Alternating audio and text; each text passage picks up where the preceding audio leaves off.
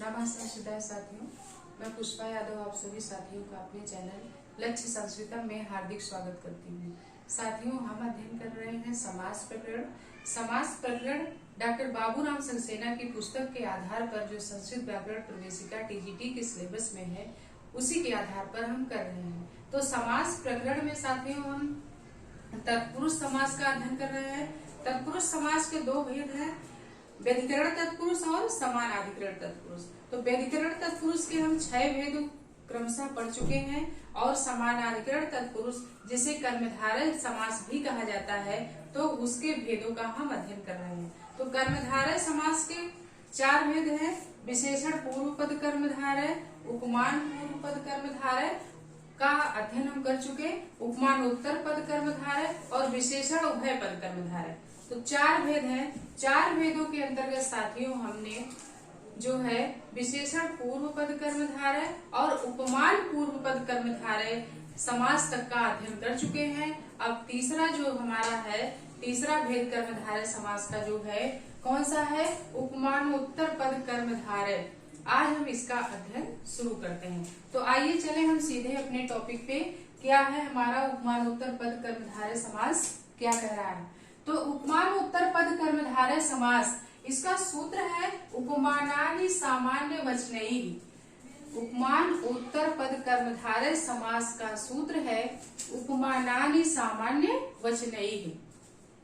उपमान उत्तर पद कर्मधारय समास कहता क्या है, ये समास कह रहा है कि जिस समास का पूर्व पद क्या हो, उपमान पूर्व में हो और उपमेय बाद में हो, वहाँ उपमानोत्तर पद कर्मधारय समास होता है। क्या हो कि जिस समास में उपमान उत्तर यानी क्या हो कि उपमान उत्तर यानी बाद में हो।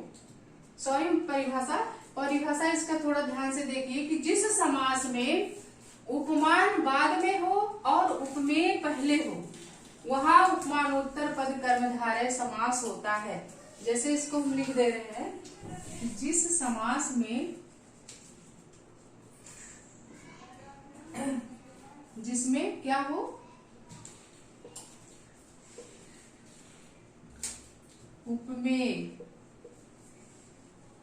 उपमेय पूर्व तथा उपमान बाद में आए, वहाँ उपमान उत्तर पद कर्मधारय होता है।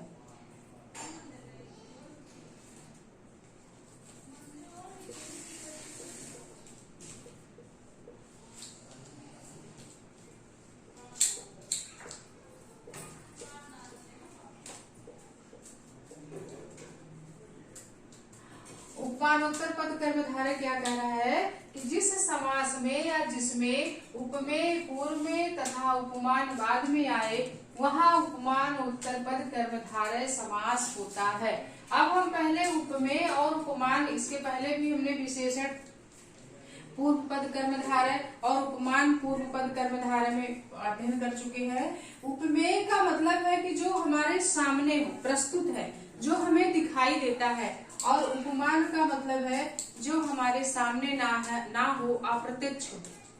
तो जिसमें उपमेय जो हमें सामने है, जो हमारे सामने है, वह पहले हो और उपमान बाद में आए, वहाँ उपमानोत्तर पद कर्मधारय समास होता है। पहले हम इसको आइए उदाहरण के द्वारा समझेंगे, तब हमारे समझ में समास आएगा। जैसे इसमें उदाहरण दिया हुआ है, जैसे इसमें उदाहरण क्या है, मुख कमलम।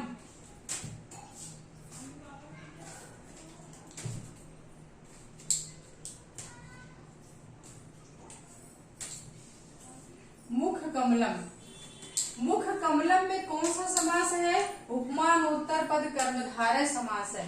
उपमानोत्तर पद कैसे है, उपमान उत्तर यानी बाद में, उपमान जहाँ बाद में हो और उपमेय जहाँ पहले हो, वहाँ उपमान उत्तर पद कर्मधारय समास होता है साथियों। तो यहाँ उपमान क्या है? कमल है। और उपमेय क्या है? मुख है। मुख क्या है? उपमेय है।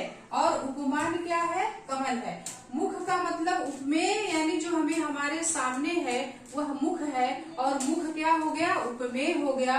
और कमल हमारे सामने नहीं है, हमारी आंखों के सामने नहीं है, वह कमल कैसा है? उपमान है।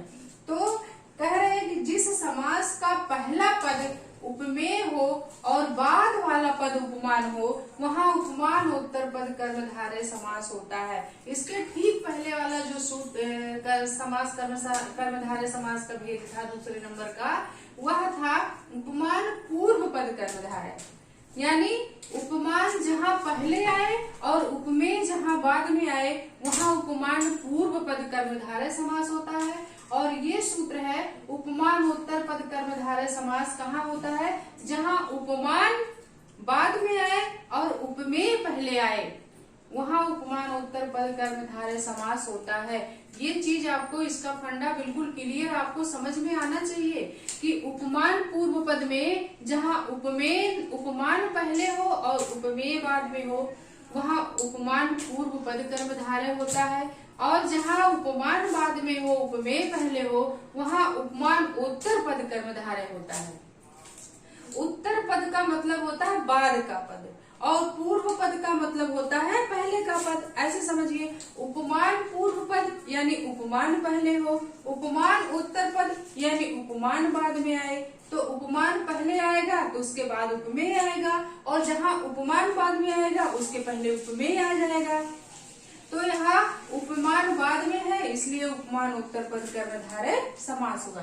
तो जैसे क्या है, समास में हमारा उदाहरण दिया है मुख कमलम। तो मुख कैसा है? कमलम, कमल के समान है। मुख कैसा है? कमल के समान है। तो मुख हमारा क्या है? उपमेय है। किसी की मुख की तुलना किससे की जा रही है? उपमा किससे दी जा रही है? कमल से दी जा रही है।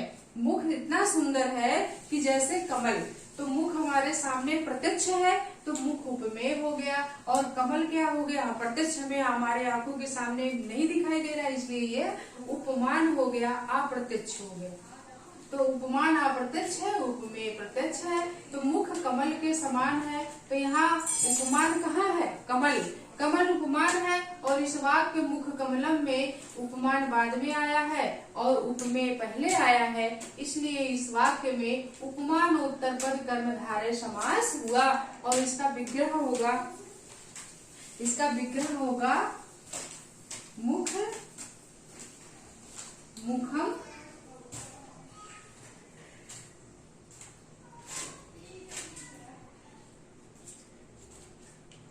मुखम कमलम म्यू। मुखम कैसा? कमलम म्यू। मुखम कमलम म्यू। कमलम धन ईयू एक में हो गया है, कमलम म्यू हो गया है। अगर अलग लिखेंगे तो कमलम प्लस ईयू हो जाएगा। तो कमलम म्यू, मुखम कमलम म्यू यानी मुख कमल के समान मुख कमलम। मुख कमलम में कौन सा समास हो गया साथियों? उपमान उत्तर पद कर्मधारय समास हो गया। क्यों हो गया? क्योंकि मुख कमलम में जो कमल उपमान है वह बाद में आया है और मुख उपमेय है, यह पहले आया है, इसलिए यहाँ उपमान उत्तर पद कर्मधारय समास हुआ। और इसका विग्रह वाक्य हुआ मुख कमलम यू। और दूसरा उदाहरण इसी में दिया है पुरुष व्याघ्र। पुरुष व्याघ्र। पुरुष कैसा है? व्याघ्र। पुरुष किसके समान है? बाघ के समान। व्याघ्र यानी बाघ, बाघ के समान है। किसी पुरुष का उपमा दिया जा रहा है किससे? बाघ से।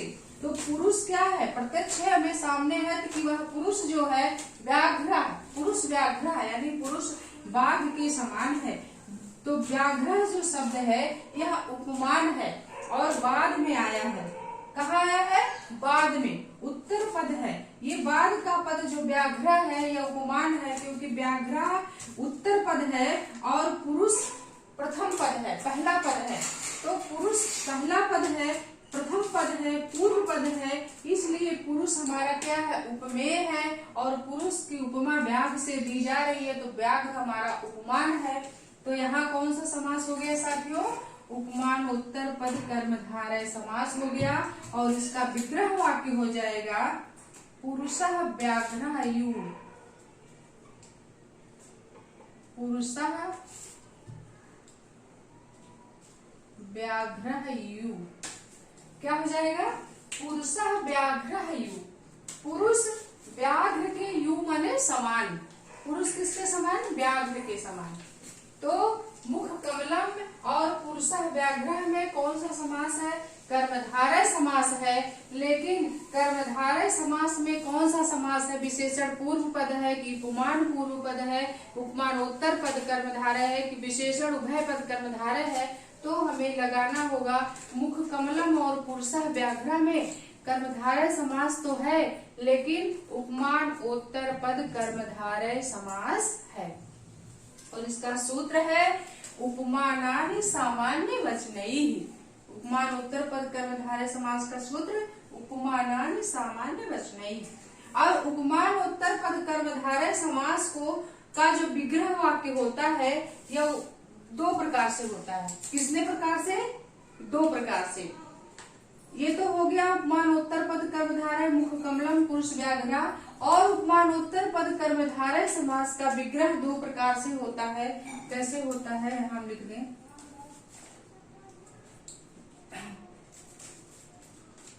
इसका विग्रह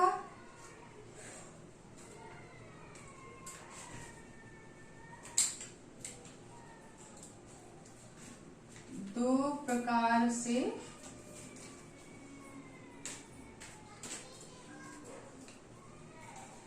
होता है। नंबर एक है रूपक। नंबर एक क्या है? रूपक समास।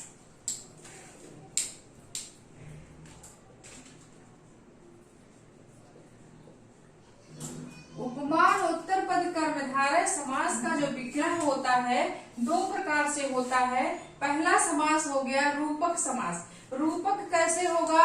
जैसे मुख कमलम का जब हम विग्रह करेंगे, जैसे क्या है? पहला वाक्य हमारा क्या है? मुख कमलम।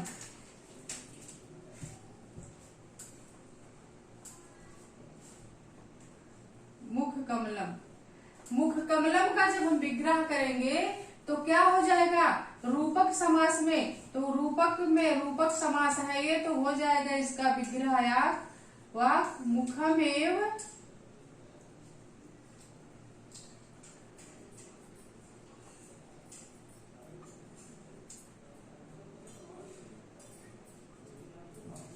मुखमेव कमलम। क्या हो जाएगा? इसका मुख कमलम का जब हम रूपक समास में विग्रह करेंगे तो मुखमेव कमलम हो जाएगा। मुखमेव कमलम। मुख मुखम यू कमलम, यानी मुख ही कमल है। क्या है? मुख ही कमल है। इसमें रूपक का आरोप किया गया है। किसमें? मुख में। किसका आरोप है? कमल का। यानी मुख में कमल का आरोप किया गया है, इसलिए इसका जो समास है कर्मधारय है। लेकिन कर्मधारय में कौन सा समास है? रूपक समास है। इस चीज को हमें याद रखना पड़ेगा कि मुख कमलम का जब रूपक, इसका विग्रह दो प्रकार से हो गया। रूपक समास। रूपक समास का जब हम मुख कमलम का विग्रह करेंगे तो मुखमेव कमलम, यू पहले आ जाएगा। मुख ही कमल है। और यहाँ क्या है? मुखम कमलम यू, मुख कमल के समान है। यहाँ मुख कमलम का जब हमने विग्रह वाक्य किया तो हुआ मुखम कमलम यू, मुख कमल के समान है। लेकिन जब ये समास रूपक समास में विग्रह होगा तो हो जाएगा मुखमेव कमलम, मुख ही कमल है। तो कमल का आरोप किसमें है? मुख में। यानी मुख ही मानो क्या है? कमल है। तो यहाँ कौन सा हो गया? रूपक है। रूपक का आरोप है तो यहाँ रूपक समास हो गया। उसी तरह से पुरुष व्याघ्रः का भी दिया है विग्रह। दूसरा क्या है? पुरुष व्याघ्रः। अब पुरुष व्याघ्रः का जब हम विग्रह वाक्य करेंगे तो क्या हो जाएगा? पुरुषः यू व्याघ्रः। क्या हो जाएगा? पुरुषः यु व्याघ्र, यू नहीं होगा, पुरुषः एव व्याघ्र, यू नहीं होगा, एव होगा, पुरुषः एव व्याघ्र। पुरुष ही क्या है? पुरुष ही बाघ है। पुरुषः एव व्याघ्र, पुरुष ही क्या है? व्याघ्र है। तो पुरुषः व्याघ्र का जब हम रूपक समास में विग्रह किए साथियों, इसका विग्रह वाक्य होगा पुरुषः एव व्याघ्र, पुरुष ही व्याघ्र है। मानो क्या है? मानो पुरुष ही व्याघ्र है, तो पुरुष में ही बाघ का क्या किया गया? आरोप किया गया है, इसलिए इसमें रूपक कर्मधारय है। कौन सा कर्मधारय है? रूपक कर्मधारय है। इसको हम विग्रह के द्वारा ही समझ पाएंगे, विग्रह से ही हम समझ पाएंगे कि इसमें कौन सा कर्मधारय है, रूपक है। यानी उपमान उत्तर पद कर्मधारय समास में मुख कमलम, पुरुष व्याघ्र में उपमान उत्तर पद कर्मधारय समास तो है, लेकिन इस उपमान उत्तर कर्मधारय समास का जो विग्रह दो प्रकार से हुआ। पहला रूपक समास, रूपक कैसे होगा? मुख कमलम का जब विग्रह हुआ तो मुख मेव कमलम, मुख ही कमल है, तो यहाँ भी कमल का आरोप मुख में है। और पुरुष व्याघ्र का पुरुष यो व्याघ्र, पुरुष ही व्याघ्र है, तो इसमें कौन सा समास हो गया? रूपक समास है, रूपक कर्मधारय समास है। इस चीज को हमें याद रखना है कि रूपक कर्मधारय समास है। इस तरह से अगर विग्रह आया तो हमें लिखना रूपक कर्मधारय समास है। और यहाँ जो विग्रह वाक्य है मुख कमलम का, मुखम कमलम यु, पुरुष व्याघ्र का पुरुषः व्याघ्र है यु। तो यहाँ उपमान उत्तर पद कर्मधारय समास है, और यहाँ मुखमेव कमलम, मुख ही कमल है। यहाँ रूपक समास, रूपक कर्मधारय समास है, और पुरुष यो व्याघ्र, इसमें जब इस तरह से विग्रह होगा तो रूपक कर्मधारय समास होगा। इस चीज को हमें अच्छे से क्लियर करना है, समझ लेना है। और पहला तो हो गया रूपक समास, और दूसरा है उपमित समास, क्योंकि इसका विग्रह दो प्रकार से होता है। एक रूपक समास हो गया और दूसरा क्या है? उपमित समास। दूसरा हमारा क्या होगा? हम यहाँ लिख दे रहे हैं, समझ लीजिएगा आप लोग। दूसरा है उपमित समास, उपमित कर्मधारय समास, इसको कहेंगे उपमित समास या उपमित कर्मधारय समास। उपमित कर्मधारय कैसे होगा? जैसे मुख कमलम का हम विग्रह करेंगे, जब क्या है? पहला मुख कमलम, मुख कमलम का जब हम विग्रह करेंगे तो मुखम कमलम यू हो जाएगा। इसका विग्रह क्या होगा? मुखम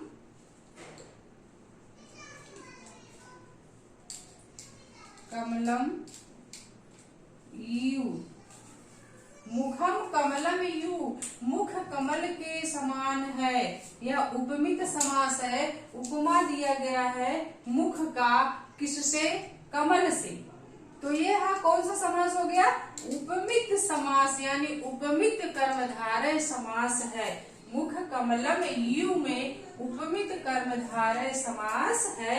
और इसी तरह से पुरुषः व्याघ्र जो दूसरा दिया है, पुरुषः व्याघ्र का जब हम पुरुष व्याघ्र का जब हम विग्रह करेंगे तो पुरुष व्याघ्र का विग्रह क्या होगा? पुरुषः व्याघ्र यू हो जाएगा। क्या हो जाएगा? पुरुषः व्याघ्र यू, पुरुष बाघ के समान है। तो यहाँ पुरुष को उपमा किससे दिया गया है? बाघ से। तो पुरुष की उपमा यहाँ बाघ से दी गई है। पुरुष व्याघ्र में इस तरह से जब हम विग्रह करेंगे पुरुषः व्याघ्र यू, तो यहाँ उपमित कर्मधारय समास हो जाएगा। तो हमें इस तरह से जो ये दो उदाहरण हैं, मुख कमलम पुरुषः व्याघ्र, इसमें उपमानोत्तर पद कर्मधारय समास तो है, इसका विग्रह मुख कमलम यू और पुरुषः व्याघ्र का पुरुषः व्याघ्र यू होगा। लेकिन इस उपमान उत्तर पद कर्मधारय का विग्रह दो प्रकार से होता है। पहला क्या है, रूपक कर्मधारय समास में जब हम इसका व्याग्रह मुख कमलम का करेंगे तो मुखम एव कमलम, मुख ही कमल है, और पुरुषः व्याघ्र का होगा पुरुषः यो व्याघ्र, पुरुष ही बाघ है। यहाँ रूपक कर्मधारय समास इस तरह से जब विग्रह होगा तो रूपक कर्मधारय हो जाएगा। और उपमित समास, उपमित कर्मधारय समास इसको कहेंगे एक तरह से। उपमित समास या उपमित कर्मधारय समास में इसका विग्रह मुख कमलम का होगा मुखम कमलम यू, और पुरुष व्याघ्र का होगा पुरुषः व्याघ्र यू, यानी पुरुष किसके समान है, बाघ के समान है। मुख किसके समान है, कमल के समान है। तो मुख की उपमा कमल से, पुरुष की उपमा व्याघ्र से, तो यहाँ उपमित कर्मधारय समास हो गया। और मुखम यो कमलम पुरुषः यो व्याघ्र, मुखम यो कमलम पुरुषः यो व्याघ्र में रूपक कर्मधारय समास। और मुख कमलम और पुरुषः व्याघ्र में मुखम कमलम यू, पुरुषः व्याघ्र यू में मानोत्तर पद कर्मधारय समास तो है ही, लेकिन इसका विग्रह जब हम दो तरह से करेंगे, इसका दो तरह से विग्रह होता है। रूपक समास यानी रूपक कर्मधारय समास, उपमित समास उपमित कर्मधारय समास, इस तरह से कहेंगे। तो इसके विग्रह में थोड़ा सा डिफरेंस है साथियों, थोड़ा सा परिवर्तन है, और उस परिवर्तन को हम समझेंगे, देखेंगे, वरना हमारा थोड़ी सी चूक गलती का कारण बनती है और हमारा प्रश्न क्या हो जाता है, वही गलत हो जाता है। तो इस तरह से इसको अपने नोट्स में शामिल करिए और अलग अलग व्याख्या विग्रह सहित उदाहरण को मुख कमलम और पुरुषः व्याघ्र का जो विग्रह वाक्य है ये अलग अलग तरीके से दिया गया। रूपक समास में रूपक मेव कमलम, मुख मेव कमलम, पुरुष यो व्याघ्र, और मुख कमलम मुखम कमलम यु, पुरुषः व्याघ्र यु उपमित कर्मधारय समास है। तो इस तरह से हमें इसका विग्रह और समास का रूपक में कैसे विग्रह हो रहा है ऐसे लिखेंगे, उपमित समास में इसका कैसे विग्रह ऐसे लिखेंगे, और वैसे मुख कमलम पुरुषः व्याघ्र में उपमानोत्तर पद कर्मधारय समास है, इसका व्याघ्र मुखम कमलम यु पुरुषः व्याघ्र यु होगा। और इसका उपमानोत्तर पद कर्मधारय समास का सूत्र भी लिखिए आप, उपमानानि सामान्य वचनई। कभी कभी सूत्र से ही पूछ लेता है, तो हम सूत्र लिखेंगे और सूत्र का पढ़ते रहेंगे तो हमें कंफ्यूजन नहीं होगा। अब हम चलते हैं ये कर्मधारय समास का जो अगला भेद है विशेषण उभय पद कर्मधारय, उसका अध्ययन करते हैं। तो आइए चलिए विशेषण उभय पद कर्मधारय को देखते हैं। जैसे अगला जो हमारा सूत्र कर्मधारय समास का जो चौथा नंबर का भेद है विशेषण उभय पद कर्मधारय। विशेषण उभय पद कर्मधारय क्या है कि जिस समास के दोनों पद विशेषण होते हैं वहां विशेषण उभय पद कर्मधारय समास होता है। अब तक हमने पढ़ा विशेषण पूर्व पद कर्मधारय, यानी जिस समास का पहला पद विशेषण होता है दूसरा पद संज्ञा होता है वहां विशेषण पूर्व पद कर्मधारय, जैसे रक्त कमलम, नीलोत्पलम। फिर उपमान पूर्व पद कर्मधारय का हमने अध्ययन किया कि जिस समास में उपमान पहले उपमेय बाद में होता है वहां उपमान पूर्व पद कर्मधारय, जैसे हमने पढ़ा था घनश्यामा चंद्र आह्लाद का, दो उदाहरण इसके अंतर्गत। फिर तीसरा भेद जो था अभी हमने अध्ययन किया उपमानोत्तर पद कर्मधारय कि जिस समास का पहला पद उपमेय और दूसरा पद उपमान होता है वहां उपमानोत्तर पद कर्मधारय समास होता है। और इसका जो विग्रह वाक्य होता है दो तरह से होता है, रूपक कर्मधारय समास और उपमित कर्मधारय समास, इसका हमने विग्रह करके भी बताया। अब तीसरा जो सूत्र है हमारा है विशेषण उभय पद कर्मधारय। विशेषण उभय पद कर्मधारय समास हमारा कह रहा है कि जिस समास में दोनों पद विशेषण होते हैं वह विशेषण उभय पद कर्मधारय समास कहलाता है। क्या कहलाता है? विशेषण उभय पद कर्मधारय समास कहलाता है। और इसका जो विग्रह है उदाहरण क्या है, आइए उदाहरण भी देख लेते हैं। इसके अंतर्गत कौन कौन से उदाहरण दिए गए हैं। जैसे इसके अंतर्गत हमारा पहला उदाहरण है कृष्ण श्वेतः। कृष्ण श्वेतः, ये दो पद हैं। कृष्ण श्वेतः, कृष्ण श्वेतः, कृष्ण का मतलब क्या होता है? काला, और श्वेत का अर्थ क्या होता है? सफेद। तो दो पद है इसमें, कृष्ण और श्वेत, काला और सफेद। तो इस कृष्ण श्वेता में विशेषण उभय पद कर्मधारय समास है। कैसे है? क्योंकि कृष्ण भी विशेषण है और श्वेत भी विशेषण है। कृष्ण भी विशेषण है और श्वेत भी विशेषण है। कृष्ण यानी कालापन भी विशेषता है उसका, और श्वेत यानी सफेद भी उसकी विशेषता है। तो काला और सफेद दोनों विशेषता है किसी जीव का, किसी जंतु का, हो सकता है किसी भी चीज का विशेषण है। बस कह दिया गया कृष्ण श्वेता कि दोनों पद क्या हुआ? विशेषण है।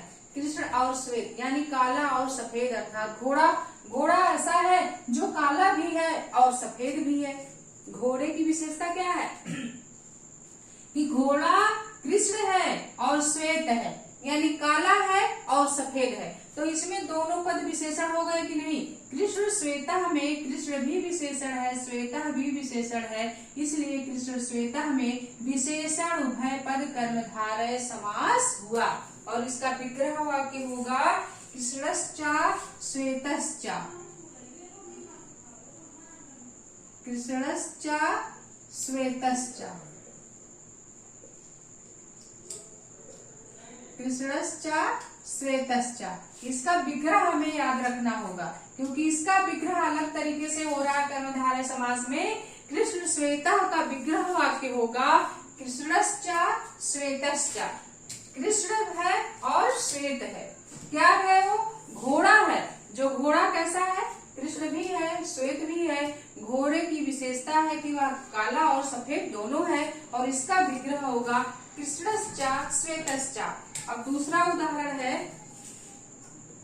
दूसरा उदाहरण दिया गया है अस्नातानुलिप्ता।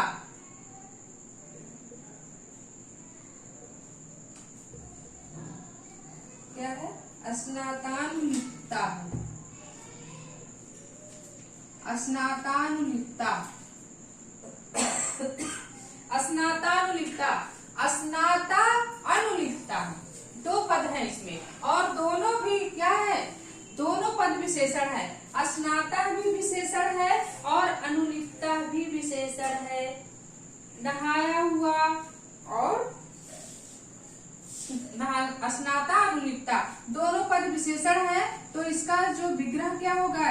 अस्नातश्चा। अस्नातश्चा अनुलिप्तश्चा।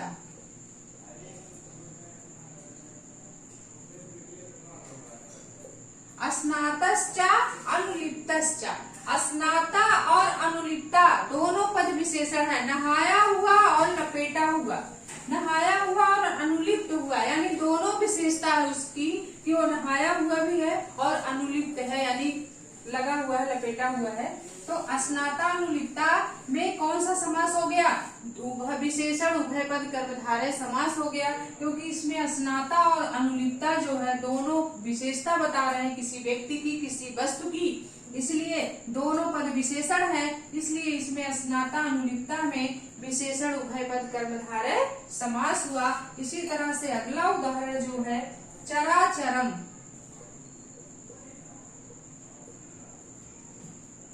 चराचरम, चराचरम में कौन कितने पद हैं? चर और अचर। चराचरम में क्या है? चर है और अचर है। तो चर भी विशेषता है और अचर भी विशेषता है। दोनों पद क्या है? चरा अचरम कि चर और अचर दोनों विशेषण है। इसमें चराचरम में दोनों पद विशेषण है, इसलिए इसमें विशेषण उभय पद कर्मधारय हो गया। और इसका जब हम विग्रह वाक्य करेंगे तो क्या हो जाएगा? चरंचा और अचरंचा। चरंचा और अचरंचा, इस तरह से इसका विग्रह होगा। चराचरम का विग्रह होगा चरंचा और अचरंचा, यानी चर और अचर। चर और अचर दोनों पद यहाँ विशेषण हैं, इसलिए चराचरम में विशेषण उभय पद कर्मधारय समास है।